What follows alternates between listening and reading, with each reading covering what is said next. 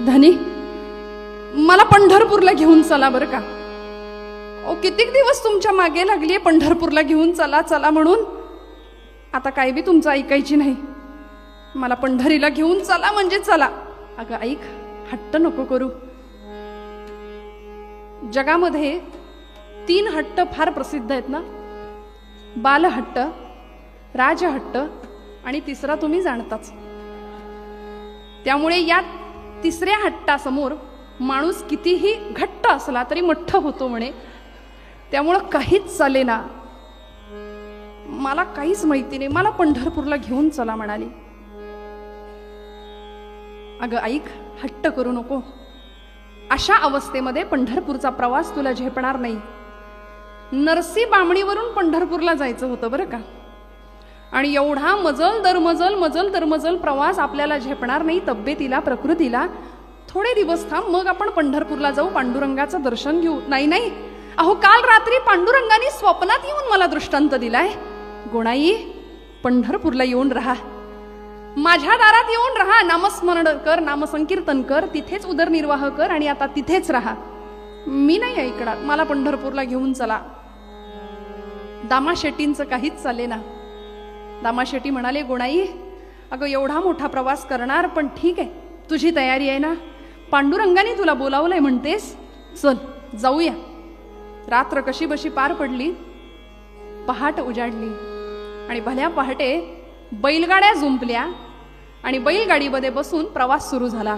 मजल दरमजल करत ही सगळी मंडळी पंढरपूरला पोहोचली सुद्धा. कीर्तनामध्ये असंच असतं बरं. म्हणजे आता निघाले आणि लगेच पोहोचले असं म्हणाल तर मग बघता बघता पंढरपुरामध्ये आले. चंद्रभागेचं स्नान झालं, नगर प्रदक्षिणा झाली, पुंडलिकाचं दर्शन झालं, गोपाळपुरा पाहिला. राऊळामध्ये पांडुरंगाचं दर्शन घ्यायला आली मात्र गोणाई माता. ते सावळं परब्रह्म डोळ्यांमध्ये डोळे भरून साठवलं. भगवंता किती रे गोड दिसतोस सख्या, किती रे गोड दिसतोस. आणि आता सगळी दर्शनं झाली म्हटल्यानंतर निघायची वेळ झाली. दामा शेट्टी म्हणाले, गोणाई चल बरं आता लगबग कर, आपल्याला माघारी परतायला हवं, नरसी बामणीला परत पोहोचायचंय. आणि अशा अवस्थेमध्ये तू प्रवास करतीयस वेडे का? कारण गोणाई माता गर्भवती होती मंडळी. पोटामध्ये भगवंताचा अंश वाढत होता. आणि अशा परिस्थितीमध्ये एवढा प्रवास करून भगवंताचं दर्शन घ्यायला गोणाई माता आलीये. दामा शेट्टी म्हणतात, गोणाई चल माघारी. गोणाई माता म्हणते, कुठे माघारी? आता माघारी वगैरे काही नाही, इथेच राहणार, इथेच राहायचं, पंढरपुरातच मुक्काम करायचा, त्याचं नामसंकीर्तन करायचं. शेवटी दामा शेट्टींचा नाईलाज झाला, तिथेच राहावं लागलं. अहो पंढरपूरचं काय भाग्य आहे, आधी पंढरी आहे म्हणे, मग वैकुंठ नगरी. किती मोठं पंढरपूरचं महात्म्य आहे. आधी रचिली आधी रचिली आधी रचिली आधी रचिली पंढरी मग वैकुंठ नगरी मग वैकुंठ नगरी. पंढरपूरच्या बाजारपेठेमध्ये भलं मोठं दुकान थाटलं आणि एखाद्या व्यापाऱ्याला सुद्धा लाजवेल असा आचार, असा व्यवहार सुरू झाला. जोडोन या धन उत्तम व्यवहारे, उदास विचारे विचारे वेच करी, या न्यायाने प्रपंच सुरू झाला, उदरनिर्वाह सुरू झाला. दिवसामागून दिवस गेले मंडळी आणि गोणाई मातेला पुत्र संतती झाली. मुलगा जन्माला आला. नाव ठेवलं नामदेव. पांडुरंगाच्या नामासाठी आपण इथे आलो म्हणून नाम, आणि त्यांनी दिलेला हा प्रसाद म्हणून देव. पूर्वीच्या काळी नावं सुद्धा अशी ठेवली जायची की ती नाव उच्चारलं की त्या कार्याचं वलय डोळ्यासमोर यावं. मेरी झाशी नाही दूंगी असं म्हटलं की झाशीच्या राणीचा कुठला अवतार डोळ्यासमोर उभा राहतो? असा घोड्याच्या टापा 2 उचललेल्या आहेत, पाठीमागे त्या दामोदराला बांधलेली आहे, हाताशी तलवार धरलेली झाशीची राणी डोळ्यासमोर उभी राहते. शिवाजी नाव उच्चारलं की आमचं रक्त सळसळतं. जी जिद्द, ज्या जाज्वल्य, देशप्रेम, बाणेदारपणा आणि ईश्वरार्पण वृत्ती अशी जिजाबाई आठवली की आम्हाला ते करारीपण आठवतं. म्हणून म्हटलं नावा पाठीमागं कार्याचं वलय असतं. आता काय, आता बोलायलाच नको.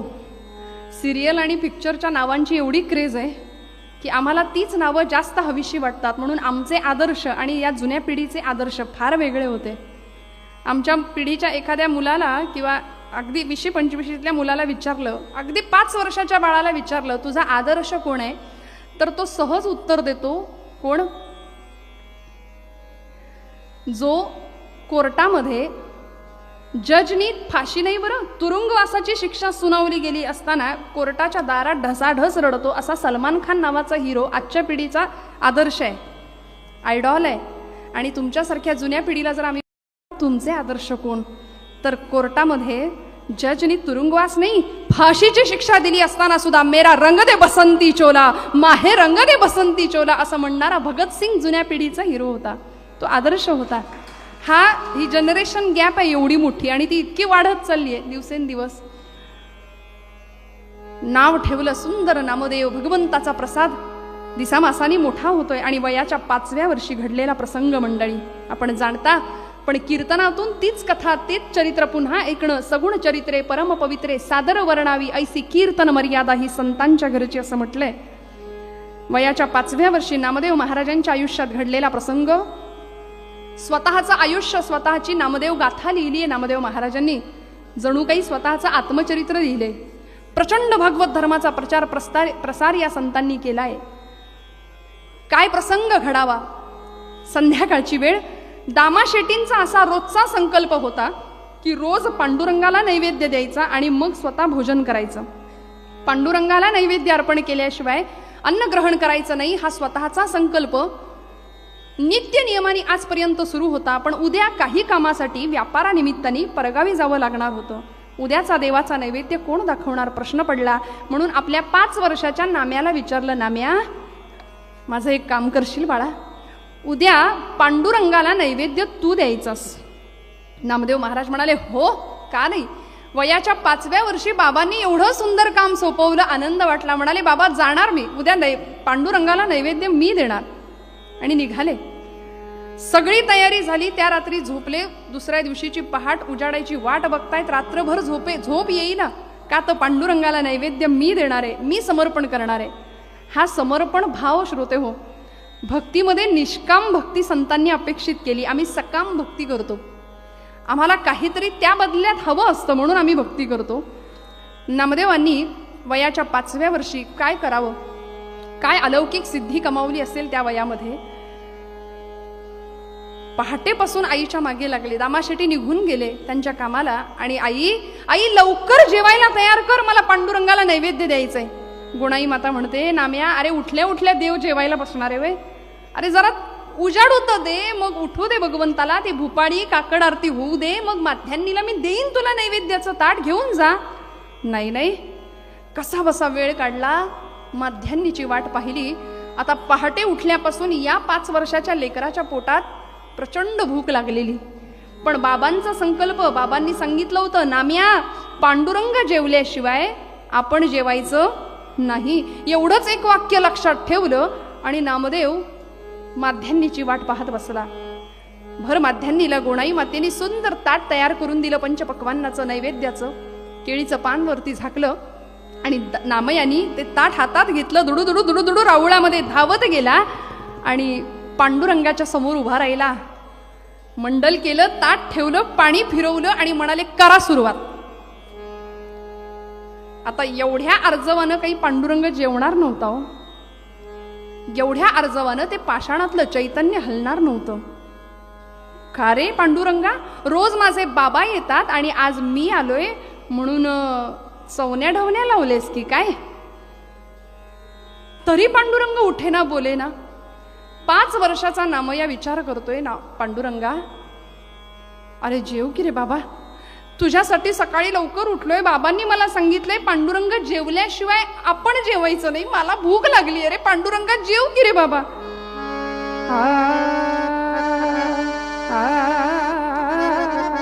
पांडुरंगा जेव की रे बाबा. तरी पांडुरंग हलेना बोलेना. मंडळी, समर्पणाचा भाव नैवेद्यातला. आपण म्हणतो नैवेद्यम समर्पयामी, पण आमच्याकडे आम्ही किती हुशार बघा. आमच्याकडे वाक्यच असं बदलतंय, जा रे देवाला नैवेद्य दाखवून आण. तो समर्पण भाव वगैरे नाहीच. मग आम्ही पाणी फिरवतो, दाखवतो नैवेद्य आणि लगेच काढून घेतो. आम्हाला केवढी भीती, खाल्लं बिल्लं तर करायचं काय. माऊली म्हणते ऐशी कर्मे साम्य दशा जै होय विरेशातई मग आपैसा प्रभू कृपा होय. ती कृपा चालत येते. मुरारी बापू आपल्या प्रवचनात सांगतात, ते म्हणाले ठाकुर को हमारे साथ बात करने की हर रोज इच्छा होती है, लेकिन मोस्ट ऑफ द टाइम हमारा मोबाइल एक तो स्विच ऑफ रहता है, एक तो रेंज नहीं मिलती, नहीं तो एंगेज रहता है.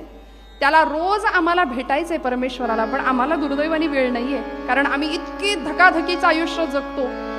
नामदेव महाराज हट्ट करतात, पांडुरंगा जेव की रे बाबा, कटेवरी हात तुझे विटेवरी पाया, कटेवरी हात तुझे विटेवरी पाया.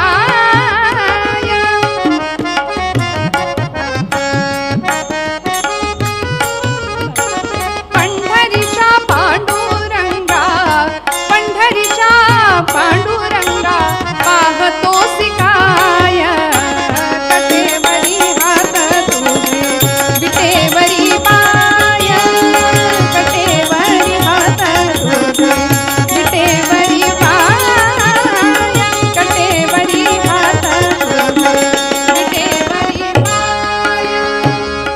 पांडुरंगा अरे बऱ्या बोलानी जेव रे बाबा. आई आपल्याला जे जे करते ते सगळं तिथं चाललं होतं बरं. आता बऱ्या बोलाने जेव बरं. नाही जेवलास तर चुलीतलं लाकूड आणून फोडून गाडीन. 5 वर्षाचा नामया पांडुरंगाला अर्जव करतोय, पांडुरंगा जेव की रे बाबा. मंडळी, आमच्या या नारदीय कीर्तनामध्ये जुन्या कीर्तनकारांनी काय बहार केलीये. काल ज्यांचं कीर्तन आपण ऐकलं आफळे बुवांचं, त्यांचे वडील गोविंद स्वामी आफळ्यांनी फार सुंदर पद या कामामध्ये, या आख्यानामध्ये केलेलं आहे. जुन्या काळी काय किंवा आजच्या काळी काय, आमच्या मुलांना पिक्चर मधली गाणी प्रचंड आवडतात. चाल मोहिनी घालते, चाल आवडते, अर्थाशी फारसं घेणं देणं नसलं तरी, आणि मग ती गाणी लगेच पाठ होतात. आमच्या घरातल्या एखाद्या कार्ट्याला म्हटलं बाबा रे अथर्वशीर्ष रामरक्षा पाठ करती, होणार नाही लवकर, पण सैराटचं गाणं लगेच पाठ होईल. हा फरक आहे. मग असं काही सांगितलं जुन्या काळी, घरामध्ये एखादी राधा नावाची आजी यायची कामाला भांडी घासायला, आणि घरातल्या एखाद्या मुलाला तिने सांगावं बाळा म्हण रे गाणं छानपैकी, मस्त माझी अशी भांडी पटकन घासून होतील. आणि त्या बाळानी 8 वर्षाच्या त्या मुलांनी गाणं म्हणायला सुरुवात करावी, मेरे मन की गंगा, पुढचं म्हणत नाही. आणि असं काहीतरी त्यानं गाणं सुरू केलं की वडिलांनी येऊन पाठीत धपाटा घालावा, कार्ट्या तुझं वय काय, राधाबाईचं वय काय, तिचं नाव नेमकं राधा, बोल राधा बोल, असं काहीतरी म्हणायला लागला. तू 8 वर्षाचा, राधाबाई 60 वर्षाची, असं काहीतरी करायला आपल्याला शाळा पिक्चर काढायचंय, टाइमपास, शाळा, सैराट सगळंच निघालो. आणि इतक्या आवडीने आम्ही सगळे आमची लेकरं ते पिक्चर पाहतात, राष्ट्रीय पुरस्कार प्राप्त.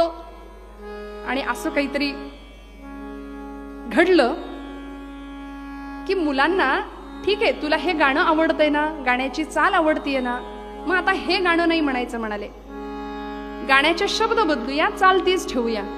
काय बुवांनी बहार केलीये.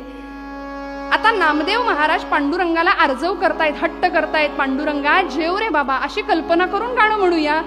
भोळा पुसतो नामा, भोळा पुसतो नामा, अन पांडुरंग घुमा का, भोळा पुसतो नामा, अन पांडुरंग घुमा का, बोल देवा बोल भोजन घेता का नाही, बोल देवा बोल भोजन घेता का नाही, भोळा पुसतो नामा, बोल देवा बोल भोजन घेता का नाही, बोल देवा बोल भोजन घेता का नाही.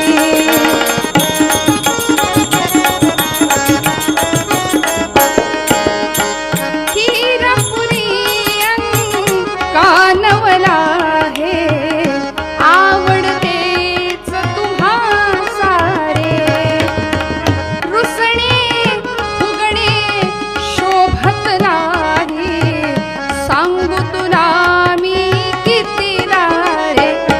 मग विठ्ठल हसला गाली, आला हात कटेचा खाली, बोल देवा बोल भोजन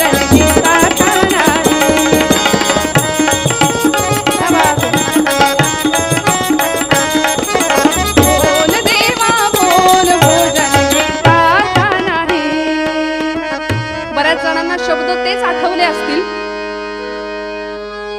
नामदेव महाराज हट्ट करतायत, पांडुरंगा जेव रे बाबा, अरे आता 10:30 होतील थोड्या वेळात, तू जर असा जेवला नाहीस किती उशीर करणार आहेस सांग बरं. तरी पांडुरंग जेवायला तयार नाही मंडळी. आता जर पांडुरंगा बऱ्या बोलाने जेवला नाहीस ना तर बाबा येतील आणि मला विचारतील, नाम्या पांडुरंग जेवला का? मी नाही म्हणालो तर त्यांच्या हाताचा आणि माझ्या पाठीचा काय तो संगम होईल म्हणाले. त्यामुळे पांडुरंगा आता बऱ्या बोलाने जेव, आणि आता जेवणार नसशील ना तर इथे या पायरीवर डोकं आपटून जीव दे.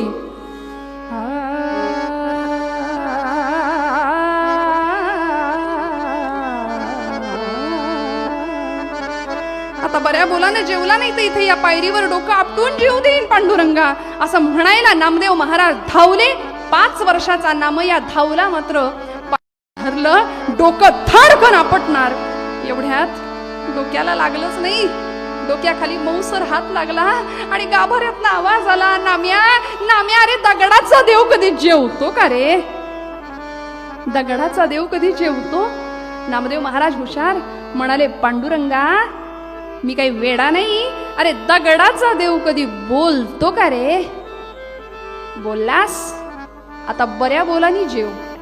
साठून पुसून पांडुरंगाला ताट स्वच्छ करायला लावलं मंडळी नामदेव महाराजांनी, आणि रिकामं ताट घेऊन दुडू पळत पळत आपल्या घरी आले. गोणाई मातेला सांगितलं, आई अगं किती नखरे चालले होते, जेवायला तयार नाही, लवकर जेवायला वाढ, आता मला भूक लागली. गोणाई मातेने रिकामं ताट पाहिलं, म्हणाली, नाम्या कार्ट्या, अरे एवढा धीर धरवला नाही होय तुला? सगळ्या मित्रांनी जमून संपवलं ना देवळातच पांडुरंगाला नैवेद्य अर्पण करायला, एवढा धीर धरवला नाही तुला? एवढं सगळं संपवून टाकलंस? नामदेव महाराज म्हणतात, नाही गाई मी नाही संपवलं. मग कोणी खाल्लं नैवेद्याचं ताट?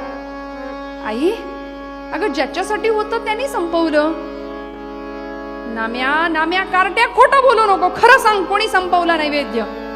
आई अगं खोटं कसं बोलायचं हेच मला माहिती नाही, मी खोटं का बोलेन? बरं कुणी बघितलं देव जेवला? ते देव जेवला म्हणतोस ना, कुणी बघितलं देव जेवलेला? आई कुणी कशाला बघायला पाहिजे ग? या डोळ्यानी मी ग पाहिला, कुणी कशाला बघायला पाहिजे? मी सांगतो मी पाहिलाय. नाम्या खोटं बोलू नको, अगं सांगतो ना कसा जेवला, ऐक तरी. या डोळ्यानी मी ग पाहिला, देव जेवला ग देव जेवला, देव जेवला ग देव जेवला, देव जेवला ग देव जेवला. या डोळ्यानी मी ग पाहिला,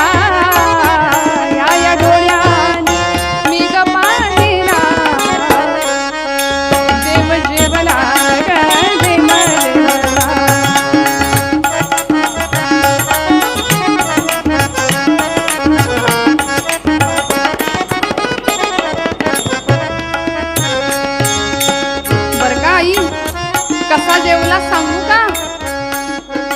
तुम्ही पण ऐका हं, काय पांडुरंगाचं जेवण करावं. आई खीर दिली होतीस, मुरडीचा कानवला दिला होतास, कसा जेवला पांडुरंग सांगतो ऐक. कमरेवरचा काढून हात, कमरेवरचा काढून हात, कालविला तो दूध भात, मोडी मुरडीचा कानवला ग, मोडी मुरडीचा कानवला ग, देव जेवला ग देव जेवला, देव जेवला ग देव जेवला, देव जेवला ग देव जेवला.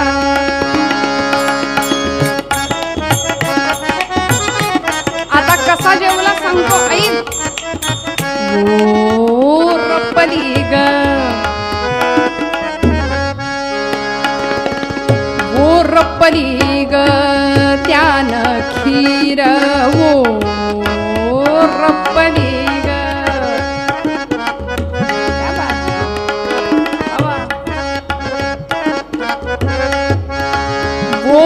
ठेवली ग त्यानं खीर, तोंडी लाविली कोशिंबीर, भुरका आमटीचा. त्या बात म्हणून म्हटलं अशी साथ ही 2 तासापुरती खरी साथ वाटते. भुरका आमटीचा. नाहीतर मग काही ठिकाणी 2 तास साथ नाही 7.5 आहे की काय असा अनुभव येतो. पण मनापासून दोघांना खरंच धन्यवाद देते. क्या बात. भुरका आमटीचा मारियला ग देव जेवला, देव जेवला, देव जेवला ग देव जेवला.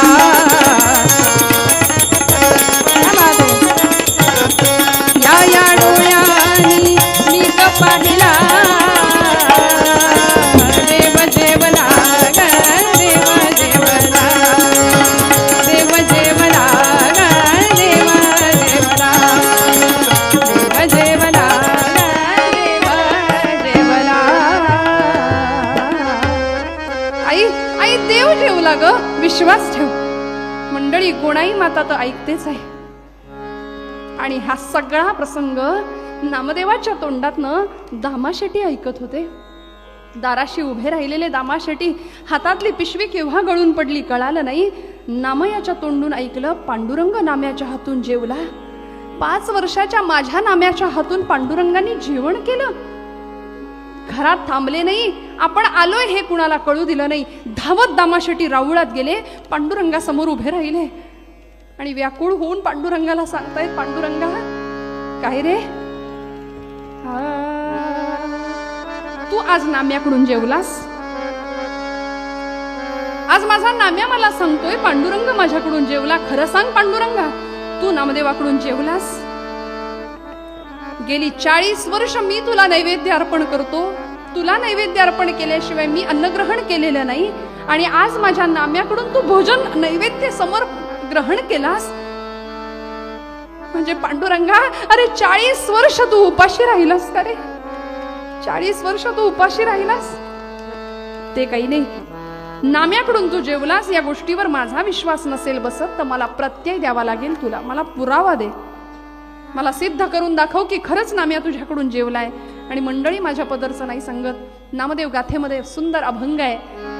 नामदेव गाथेमध्ये नामदेवांनी उद्धृत केलंय, पांडुरंगाच्या मुखातनं छोटीशी तुपाची धार बाहेर आली आहे या प्रसंगामध्ये.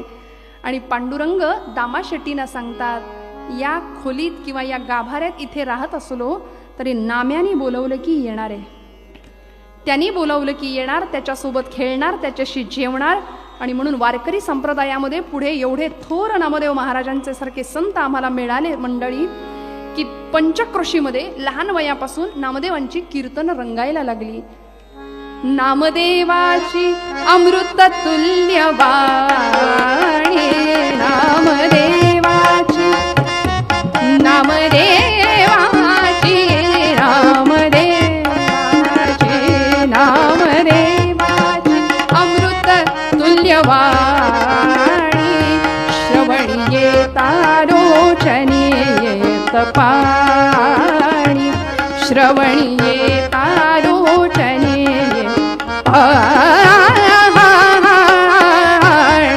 नामदेवाची.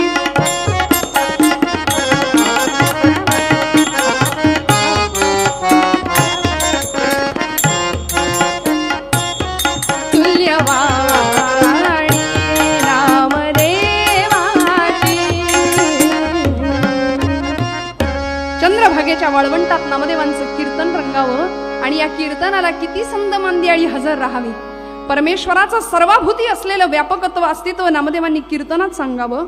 आणि कीर्तनाचा प्रभाव अधिकार एवढा मोठा की स्वतः पांडुरंग परमात्मा येऊन कीर्तनामध्ये नाचायला लागायचा. हा भक्तीचा काला सगळ्या संतांनी चंद्रभागेच्या वाळवंटात साजरा करावा. नामदेवांनी काला वाटावा आणि एक टाळी व्हावी. ही कीर्तनातली टाळी, कीर्तनामध्ये श्रोत्यांची लागते ती ब्रह्मानंदी टाळी, ती वेगळी. आपण सगळे निश्चित जागे आहात याची मला खात्री आहे. पण कुठली टाळी बरं? एकची टाळी पिटली चंद्रभागे वाळवंटी, एकची टाळी माळी पिटली चंद्रभागे वाळवंटी माझा ज्ञान राजा माझा ज्ञान राजा गोपाळासी लाह्या वाटी हा नामदेव कीर्तन करी पुढे देवनाचे पांडुरंग नामदेव कीर्तन करी पुढे देवनाचे पांडुरंग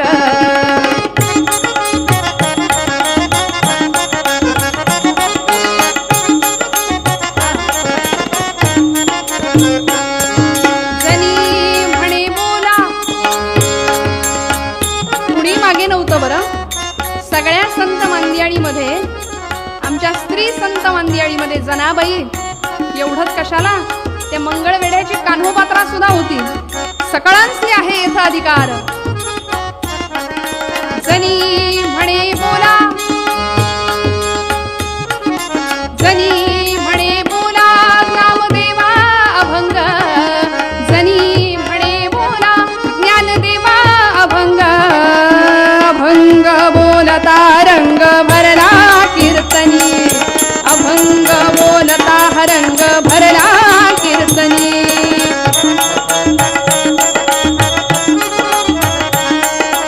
अभंग बोलता रंग भरला कीर्तनी प्रेमाचे निछंदे विठ्ठल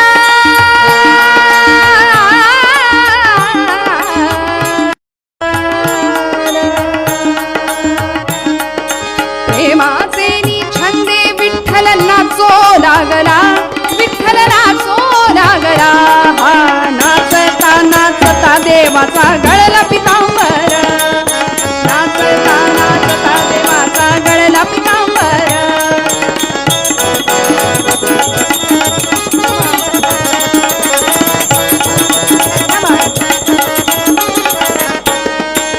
सावध होई देवा ऐसा बोले कबीर ऐसा बोले कबीर नामदेव कीर्तन करी पुढे देवनाचे पांडुरंग नामदेव कीर्तन करी पुढे देवनाचे पांडुरंग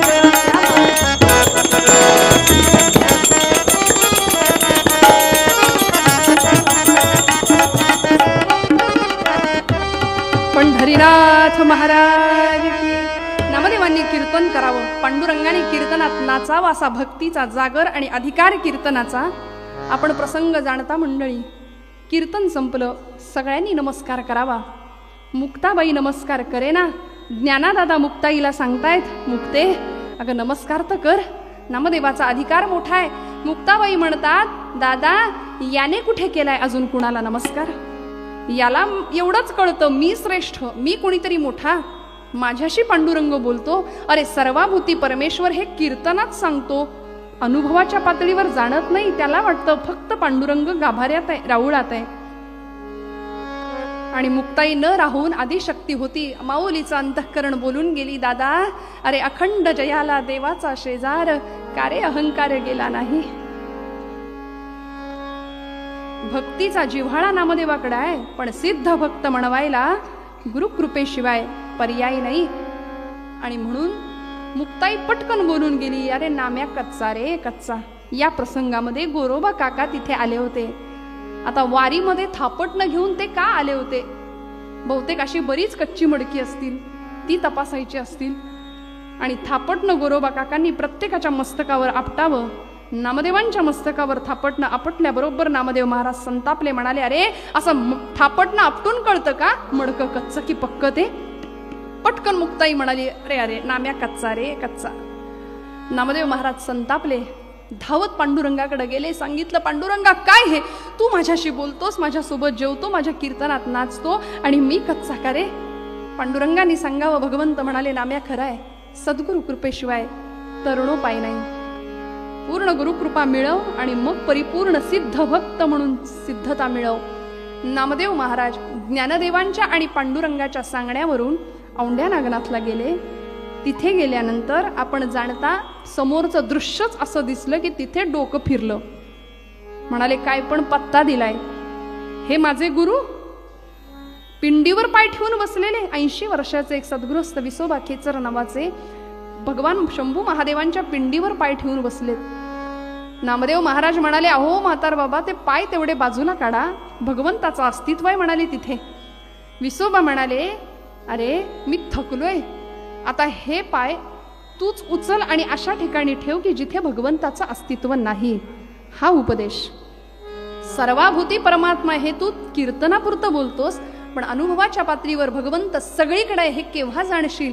पूर्ण गुरुकृपा झाली, सगळी चर्चा झाली, गुरुकृपा पूर्ण मिळवली. आणि आता नामदेव महाराज ज्यावेळी पंढरपुरात आले त्यावेळी मंडळी ज्ञानदेवांनी नामदेवांना सांगावं, नाम्या, अरे पंढरपुरात राहून आता भागणार नाही. शिंप्याच्या जातकुळीत जन्माला आलास ना, जगाला कळू दे, नामदेव नावाचा शिंपी हा फक्त कपडे शिवणारा शिंपी नाहीये, अवघा देश आणि अवघा प्रांत शिवायला निघालाय प्रेमाच्या धाग्यानी आणि भक्ती नावाच्या सुईनी. अवघा प्रांत नामदेव महाराजांनी जोडलाय मंडळी. 1 वर्ष ज्ञानदेवांच्या बरोबर सबंध भारतभर तीर्थावळी केली आहे. त्यानंतर ज्ञानदेवांनी संजीवन समाधी घेतली आणि पुढची 40 वर्ष अव्याहतपणे नामदेव महाराज पंढरपुरात न येता सबंध भारत भ्रमण करत राहिले. भागवत धर्माचा प्रसार प्रचार, भागवत धर्माची पताका फडकावत राहिले. आज महाराष्ट्रातलं नव्हे, भारतातलं एकही राज्य असं नाहीये की जिथे नामदेव महाराजांच्या खुणा नाहीयेत. गुरुग्रंथ साहिबा हा शिखांचा धर्मग्रंथ, त्या ग्रंथामध्ये नामदेवांचे अभंग आहेत. गेल्या काही वर्षापूर्वीचं मराठी साहित्य संमेलन पंजाब प्रांतामध्ये घुमान या ठिकाणी भरलं होतं. तिथे नामदेवांचं मंदिर आहे. अनेक ठिकाणी नामदेव महाराज पोहोचले आणि ज्यावेळी सगळ्यात मोठं आयुष्य मिळालेला हा संत 80व्या वर्षी पंढरपुरात आले मंडळी. वयाच्या 80व्या वर्षी नामदेवांनी पंढरपुरामध्ये पाऊल ठेवावं, घरी नाही गेले, थेट पांडुरंगाकडे गेले. जनाबाई नावाच्या संत नामदेवाची दासी म्हणून घेत होत्या स्वतःला. नामदेवांच्या पश्चात खरं तर जनाबाईंनी नामदेवांचा प्रपंच सांभाळलाय, पंढरपुरातल्या लोकांची मानसिकता सांभाळली. आणि हे सगळं करून नामदेव महाराज ज्यावेळी पंढरपुरात आले, थेट पांडुरंगाकडे आले. म्हणाले, आता घरी नाही जाणार, आता कुठेच नाही जाणार. ज्या पायरीवर उभा राहून तुझ्याशी पांडुरंगा 5व्या वर्षी भांडलो ना, त्याच पायरीचा चिरा होऊन आता शेवटचा श्वास घेणार. कारण कळालं होतं, भगवंत फक्त मंदिरात नाही, तो सगळीकडे आहे. जिव्हाळ्याने जर त्याची भक्ती केली, जाणे भक्तीचा जिव्हाळा तोच दैवाचा पुतळा. हा जिव्हाळा काय होता नामदेवांचा, काय कळालं होतं भक्तीचं मर्म. तीर्थ विठ्ठल, क्षेत्र विठ्ठल, तीर्थ